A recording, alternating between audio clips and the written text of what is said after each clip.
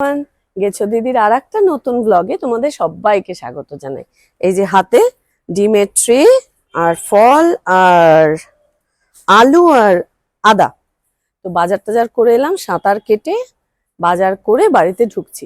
তো ব্যাপারটা হচ্ছে, আমি তো আজকে তো রবিবার, তো আজকে রবিবারের গল্প করার কথা, কিন্তু আমি ভেবে দেখলাম যে এই সপ্তাহে, গোটা সপ্তাহে আমার পড়াশোনার কাজ এবং আমার স্কুলের কাজ, আমার নিজস্ব লেখাপড়ার কাজ এতটাই বেশি ছিল যে আমার পক্ষে বাইরে গিয়ে কোনো কিছু, আমার নর্থ কলকাতার কয়েকটা জায়গায় গিয়ে সেখানকার একটু ইতিহাস, গল্প, খাওয়া দাওয়া আমার করার প্ল্যান ছিল, কিন্তু আমি সেটা করতে পারিনি because I was extremely busy পুরো সপ্তাহটা। তাই আজকে বাড়িতে আমার বোন এসছে, তো বোন এলে রোববার দুপুরে ও বলে, কালকেই বলছিল, ঘ্যান ঘ্যান করছিল যে দিদি একটু আজকে চিকেন বিরিয়ানি বানা। তো আমার যেহেতু কোনো কিছু ভালো ভিডিও করার নেই, কিছু আমি শুট করতে পারিনি, তাই আজকে ভাবছি যে যে চিকেন বিরিয়ানিটা বানাবো সেই বিরিয়ানিটাই আজকে আমার রবিবারের গল্প হোক। তো বিরাট কিছু মহান হবে না, কিন্তু রবিবারের গল্প, খাওয়া দাওয়া, বাঙালি নিয়ে মন্দ কি, চেষ্টা করা যেতে পারে। সো আজকে আমার পর্ব বিরিয়ানি পর্ব, এনজয়। বলছিলাম আমার দিদি যে আমাদের বাড়িতে অনেক বছর আছে। দিদি একবার হ্যালো বলো। হ্যালো। হাত নাড়তে হবে তো। এটা কি পড়েছো? এটা রান্নার জিনিস তো ভালো, তো ভালো দেখতে লাগছে তোমাকে। যাই হোক, আজকে আমি আর দিদি মিলে বিরিয়ানি বানানোটা জাস্ট শুরু করছি। তো কয়েকটা জাস্ট প্রিপারেশন পার্ট তোমাদের সঙ্গে শেয়ার করব। তো আমি এখানে চাল আছে, তো বিরিয়ানির চাল নিলে ভালো। তো আমি যেমন আমাদের বাড়িতে এমনি নর্মাল বাসমতি চাল হয়, সেই চালই দিদি ধুয়ে রেখেছে। আর এখানে চিকেনটা ম্যারিনেট করে রেখেছি আমি। এটা শুধুমাত্র ম্যারিনেশনটা আছে হচ্ছে পেঁয়াজ আর রসুন, খুব অল্প। এখানে 1.5 কেজি চিকেন আছে, তো 1.5 কেজি চিকেনে আমি দুটো মিডিয়াম সাইজের পেঁয়াজ আর দুটো মতন রসুন দিয়েছি। আমার রসুন একটুখানি ভালো লাগে। এটা ম্যারিনেশন করা আছে। দিদি একটু আমাকে হেল্প করবে এবার। তো এটা যেমন আমি শানের, এটা তোমরা দেখতে পারো, শানের বিরিয়ানি মশলা আমি খুব ফেভারিট, আমার ভালো লাগে, পাওয়া যায় এখানে, অনলাইনেও পাওয়া যায়। তো এটার সঙ্গে আমি বেসিক্যালি 1.5 কেজিতে 2 টেবিল স্পুন মতন শানের বিরিয়ানি মশলাটা এটা মেশাবো। এটা গেল 1 টেবিল স্পুন, আর একটা হচ্ছে 2 টেবিল স্পুন মেশাবো। অ্যাকচুয়ালি এটার গন্ধটা আমি দেখেছি ভীষণ, আমি বাংলাদেশে বিরিয়ানি খেয়েছি, তো ওদের যেমন একটা খুব অথেন্টিক স্মেল হয়, তো আমি দেখেছি এটাতে ভালো গন্ধ হয়। দিদি একটু প্লিজ মেখে দাও। তো এটা আমি একটা এক্সট্রা অ্যাড করি আর কি, ইনফ্যাক্ট আর একটু করি। এটার মধ্যে তোমরা যখন এই মশলাটা ইউজ করবে, শানের বিরিয়ানি মশলা, তখন একটা জিনিস খেয়াল রাখবে, এটার মধ্যে কিন্তু অলরেডি লঙ্কার গুঁড়ো দেওয়া থাকে, তাই আলাদা করে লঙ্কার গুঁড়ো দেবে কিনা সেটা কিন্তু একটু ভেবে নিও, কারণ এমনি একটু ঝাল ঝাল হয়। তো দিদি যতক্ষণে মাখছে ততক্ষণে আমি একটু, আচ্ছা এখানে যেমন জলটা ফুটছে অলমোস্ট, এটা তোমাদেরকে দেখাতে পারি। তো আমি চালটা ছেড়ে দিচ্ছি। চালটা আমি বাসমতি চাল, নর্মাল বাড়িতে খাওয়ার বাসমতি চাল, সেটা 1 ঘন্টা, দিদি তাই তো 1 ঘন্টা ভিজিয়ে রেখেছো তো? হ্যাঁ, 1 ঘন্টা ভিজিয়ে রেখেছি। পেছনে যেমন আমি সুন্দর, তোমরা দেখতে পাচ্ছ, এই ভিডিওটা একটু দেখালে বোঝা যাবে, এখানে যেমন একটু লাল ডিম আমি ফুটতে দিয়েছি, ডিম সেদ্ধ হচ্ছে, আর চালটা ছেড়ে দিচ্ছি। তো চালের মধ্যে আমি একটা জিনিস দেব, সেটা বলি তোমাদের, সেটা হচ্ছে চালের মধ্যে বিরিয়ানির ভাত যখন বানাই তখন নুন দিই আর তেজপাতা দিই আর গোটা গরম মশলা আমি একটু থেতো করে দিয়ে দিই।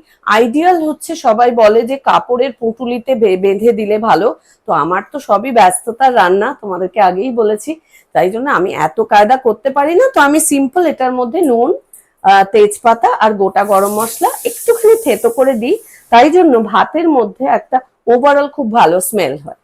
ম্যারিনেটেড চিকেনটা নিচ্ছি, আমার হাত দিয়ে দিতে ভালো লাগে না, তাই জন্য আমি হাতা দিয়ে দিচ্ছি। তেল গরম হয়েছে। অ্যাকচুয়ালি তেল নিয়ে আমি একটু বলি যে আমি এটা দেখাতে পারিনি, কারণ তখন আমার প্ল্যান ছিল না যে আমি রান্নার ভিডিও করব। তো পেঁয়াজটা যে ভাজা হয়, একদম ঝিরিঝিরি পেঁয়াজ ভাজা বিরিয়ানিতে যেটা লাগে, এই হচ্ছে সেই পেঁয়াজ ভাজা। তো এইটা করার সময় বেশ খানিকটা কিন্তু তেল তো তেলে ভাজা হয়, তো ওটার মধ্যে আমি সাদা তেল আর ঘি দিয়ে এই পেঁয়াজটা ভাজি। তো ওই ভাজার তেলটাই কিন্তু আমি চিকেনটাকে কষানোর সময় ব্যবহার করছি। তাতে ওই সুন্দর পেঁয়াজের একটা ক্যারামেলাইজড পেঁয়াজের একটা গন্ধ হয়, ওটার মধ্যে একটা ঘি থাকে, ঘিয়ের স্মেল হয়। তো এই তেলটাই তোমরা কিন্তু ব্যবহার করো, তো সেটা ভালো হবে, মানে গন্ধটাও খুব ভালো হবে। তো আমি এইভাবে চিকেনটা দিয়ে দিলাম, এরকম একটা চেহারা হয়েছে।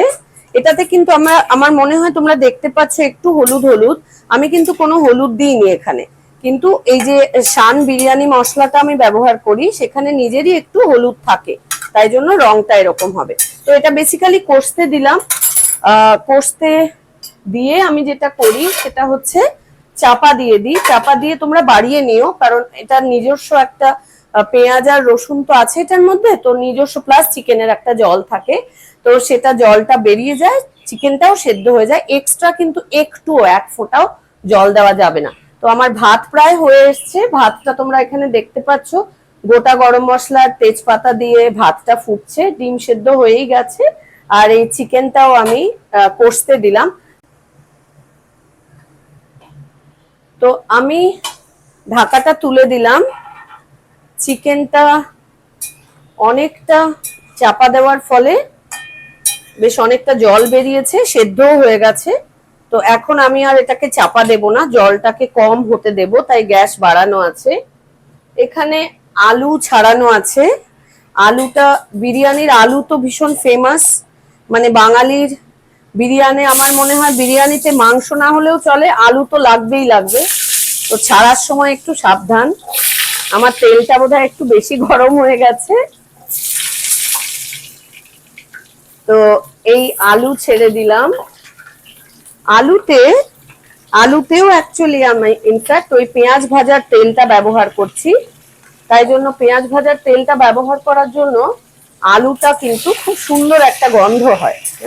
আর এটাতে বিরিয়ানির আলু তো মানে রেস্টুরেন্টে আমি দেখেছি একটু হলুদ হলুদ দেয়, কিন্তু আমি হলুদ দিই না, আমি জাস্ট শুধু নুনই দিই, দিয়ে আমি এটাকে চাপা দিয়ে দিলাম, ঠিক আছে। আর এখানে এই যে ভাতটা আমি অলরেডি ছেঁকে নামিয়ে দিয়েছি। তো এরকম আমি না তোমাদেরকে সবাইকে বলবো, এরকম ঝাঁঝরিতে রেখো, ঝাঁঝরিতে রাখলে মাঝে মাঝে এরকম উল্টে পাল্টে দিলে খুব ঝরঝরে হয়। তবে ছাঁকনিতে রাখার একটা অসুবিধাও আছে, সেটা হচ্ছে তোমরা যদি নাড়তে চাড়তে ভুলে যাও তাহলে কিন্তু ভাতটা আমি দেখেছি ভীষণ জমে যায়, তখন আবার ওই যে বিরিয়ানিতে যে ঝরঝরে একটা ব্যাপার থাকে সেটা হয় না। তো তোমরা চালটা ভাতটা যখন করবে তখন আমি সাজেস্ট করব বাড়িতে যদি এরকম ছাঁকনি থাকে তাহলে ছাঁকনিতে অবশ্যই কিন্তু রেখে দিও।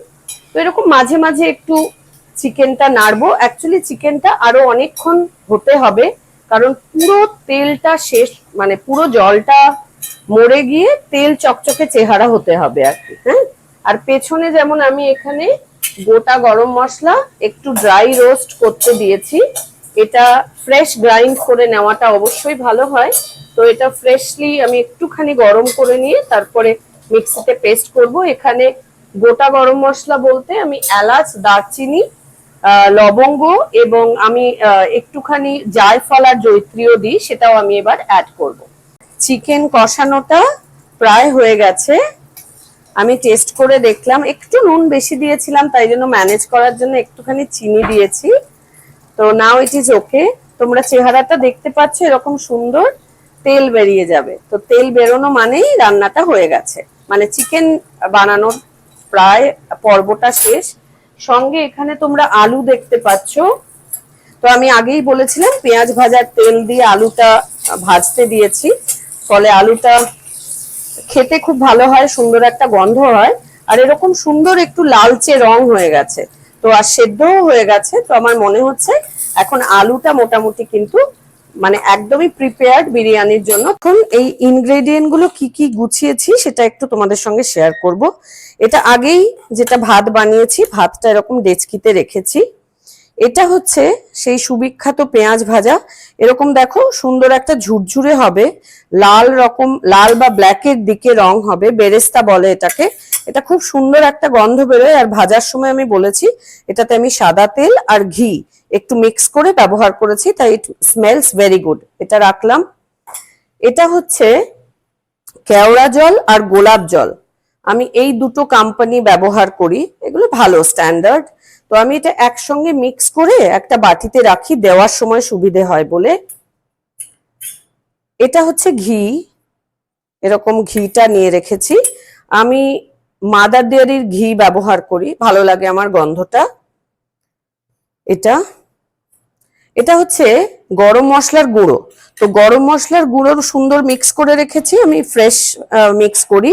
এটার মধ্যে গোটা গরম মশলা মানে এলাচ, লবঙ্গ, দারচিনি আর সঙ্গে জায়ফল আর জয়িত্রী দিয়েছি, দিয়ে এরকম সুন্দর করে একদম ড্রাই এটা পেস্ট করে রেখেছি।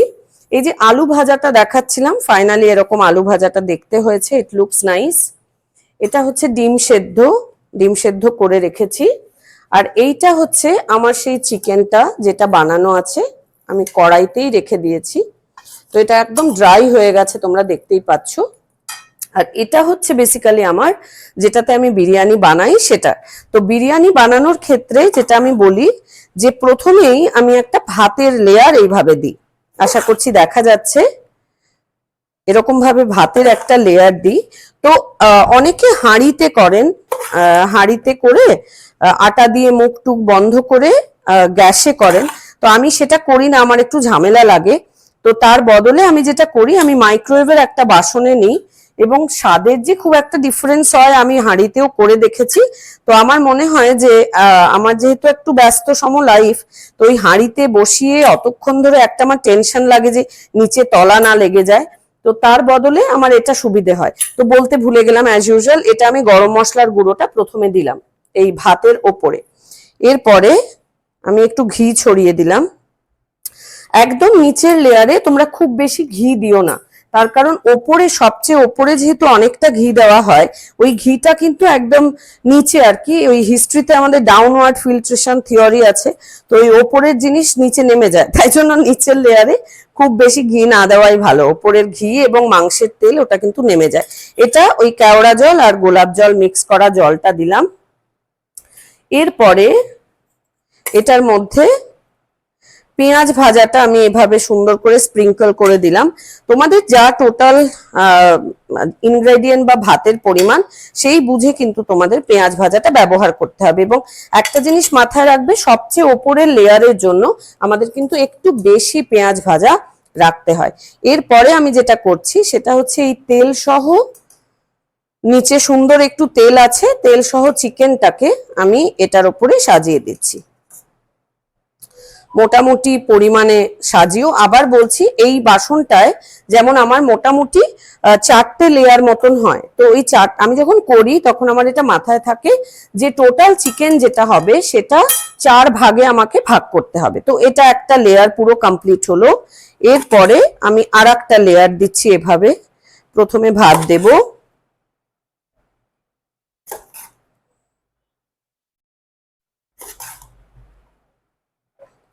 ভাতটা মোটামুটি এখানে তোমরা দেখতে পাচ্ছ যে জিনিসগুলো আছে আগের লেয়ারটা, সেটা যেন পুরোপুরি ঢাকা হয়ে যায়। হ্যাঁ, তো এটা ভাত দিলাম। একইভাবে আবার আমি এই কেওড়ার জল আর গোলাপ জলের মিক্সটা দিলাম। খুব বেশি দিও না, প্রচন্ড মানে বেশি উগ্র গন্ধ যেমন খেতেও ভালো লাগে না, বা গন্ধটাও অত ভালো লাগে না, প্লাস ভীষণ গুরুপাক হয়। আচ্ছা, এরপরে ঘি দিলাম। ঘি একটু বেশি করেই আমি দিতে ভালোবাসি। বিরিয়ানি তো আর চট করে প্রত্যেকদিন খাওয়া হয় না, তাই যখন খাওয়া হয় তখন আর ওই ডায়েটিং, বিরাট হেলথ কনসিয়াসনেস এসব দেখি না আর কি, ভাবতে চাই না। তো এটা যেমন এই গরম মশলার গুঁড়োটা দিলাম। এরপরে আবার পেঁয়াজ ভাজাটা মোটামুটি 1 হাতা করে আমি প্রত্যেকটাতেই দিচ্ছি, 1 হাতা দিলাম। এই লেয়ারে অ্যাকচুয়ালি তোমরা ডিমটা অ্যাড করতে পারো। এটার পেছনে আমি আমার যুক্তি আছে, সেটা হচ্ছে ডিমটা ওপরে থাকলে কিন্তু ফেটে যায়। এটা যারা তোমরা মাইক্রোওয়েভে রান্না করো তোমরা নিশ্চয়ই জানো, ডিমটা ওপরে রাখলেই ফেটে যায়। তো এটা যখন ভেতরের লেয়ারে রাখা হয় তখন স্বাভাবিকভাবেই এটা কিন্তু ফাটার সম্ভাবনাটা থাকে না।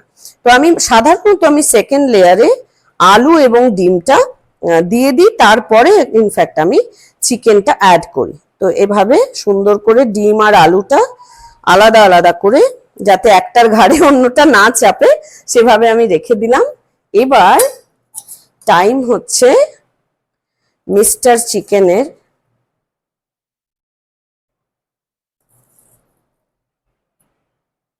এভাবে চিকেনটা সাজিয়ে দিচ্ছি। এই লেয়ারে যেহেতু আমি ডিম দিয়েছি আর আলু দিয়েছি, সুতরাং খুব বেশি মাংস আমি দিচ্ছি না। তো এভাবে সাজিয়ে দিলাম। তারপরে আর একটা ভাতের লেয়ার, অফকোর্স একইভাবে আর একটা ভাতের লেয়ার আমি শুরু করব। আমি একদম লাস্টে পৌঁছে গেছি এখন। এই যে এরকম ভাবে দেখতে পাচ্ছ, লাস্টের লেয়ারটায় আমি অনেকটা বেশি চিকেন দিয়েছি আর পেঁয়াজ ভাজার পরিমাণটাও অনেকটা বেশি। এবার আমি লাস্টে শুধু যেটুকু আমার রিমেনিং ভাত আছে সেই ভাতটা আমি জাস্ট ওপরে ছড়িয়ে দিচ্ছি, যাতে এই চিকেনগুলো অ্যাকচুয়ালি সবার শেষে, অনেকে আমি দেখেছি একদম লাস্ট লেয়ারেও চিকেনটাই রাখে। তো এটা আমি করেছি, আমি আসলে অনেকবার ট্রায়াল অ্যান্ড এরার করে করে এই জায়গায় একটা মানে ফাইনালি একটা জায়গায় পৌঁছেছি নিজের কাছে যে এটা মোটামুটি স্ট্যান্ডার্ড হয়, দাঁড়িয়ে যায়। তো আমি যেমন সবার ওপরে চিকেন দিই না, তার পেছনে একটা কারণ আমি দেখেছি, এই যে মাইক্রোওয়েভে করতে টোটাল কুকিং টাইম তো আমি প্রায় 15 মিনিট মতন দমে বসাই। তো সবার উপরে যদি চিকেন থাকে তো মাইক্রোওয়েভের যে ওয়েভে আমি দেখেছি সেটা কিন্তু ভীষণ ড্রাই হয়ে যায় চিকেনটা, অতক্ষণ ধরে করা হয় বলে। তাই জন্য আমি এটা করি না, আমি একটা ভাতের ওপরে ছোট্ট লেয়ার রাখি যাতে চিকেনটা ড্রাই না হয়ে যায়। তো আমি এখানে গরম মশলার গুঁড়োটা দিয়ে দিলাম, কেওড়ার জলটা শেষ করে দেব এখানে যতটুকু আছে। কেওড়ার জলটা একটু বেশি দিলাম, কেওড়ার রোজ ওয়াটার মেলানো। ঘিও সবচেয়ে ওপরের লেয়ারে, তোমরা সবচেয়ে বেশি ঘি এখানেই দেবে। আর ওই যে চিকেনটা যখন তৈরি করেছিলাম, চিকেনের মধ্যে কিন্তু একটা সুন্দর তেল বেরিয়েছিল, তো ওই তেলটাও কিন্তু এটার মধ্যেই ঢুকে যায় স্বাভাবিকভাবে। তো ঘিটা আমি দিলাম, শেষ করলাম ঘি। লাস্ট আমাদের যেটা দেয়া বাকি আছে সেটা হচ্ছে বেরেস্তা। বেরেস্তাটা আমি দিয়ে দিলাম। মোটামুটি তোমাদের একটা আইডিয়া করে দিতে হবে যাতে প্রতিটা লেয়ারের জন্য পেঁয়াজ থাকে। আমি এখানে মোটামুটি 5 কাপ চাল নিয়েছি, বাসমতি চাল, এটা বোধহয় বলিনি আমি। আর এখানে 4টে বড় পেঁয়াজ কুচি করে এটা এভাবে ড্রাই করা হয়েছে, কুচি করে আমি ব্যবহার করেছি বেরেস্তা হিসেবে। শেষ যে ইনগ্রেডিয়েন্টটা দেখাতে চাই, এটা আগে দেখানো হয়নি, এটা হচ্ছে মিঠা আতর। হ্যাঁ, এটার কোম্পানির নাম আমি ভুলে গেছি, এটা আমি সাধারণত ব্যবহার করি। এটা একটা গোল মতন, আর একটা 3 কোনা শিশি হয়, সেটাও খুব ভালো। তো মিঠা আতরটা বেসিক্যালি তোমরা সবাই জানো একটা সুন্দর গন্ধের জন্য, বিরিয়ানির যে একটা গন্ধ বেরোয়, তো এটার জন্য মিঠা আতর ব্যবহার করতে হয়। বাট মিঠা আতর ব্যবহারের সময় ভীষণ কেয়ারফুল থাকবে। মিঠা আতর কিন্তু বেশি হয়ে গেলেই একটা তেতো ব্যাপারটা চলে আসে, প্লাস উগ্র গন্ধ। কিন্তু আমি জানি না, অনেকের হয়তো পছন্দ করলে তোমরা একটু বেশি দিতে পারো, আমার খুব একটা পছন্দ হয় না বলে আমি কম দিই। এবং এই যে আমার কন্টেনারটা দেখছো, পাত্র, আমি এখানে জাস্ট 4 কোনায় 4 ফোঁটা দিই, 1 2 3 4, আর মাঝখানে একটা ফোঁটা দিই। তো দ্যাটস ইট। তো এটাই বেসিক্যালি মিঠা আতর, খুব বেশি হলে ভালো গন্ধ হয় না। তো এই আমার পুরোটা রেডি। এবার আমি মাইক্রোওয়েভে এটা একটা প্লেট চাপা দিয়ে মাইক্রোওয়েভে গরমে বসাবো বা দমে বসাবো। এটা আমার মাইক্রোওয়েভ, এই মাইক্রোওয়েভে ঢোকালাম।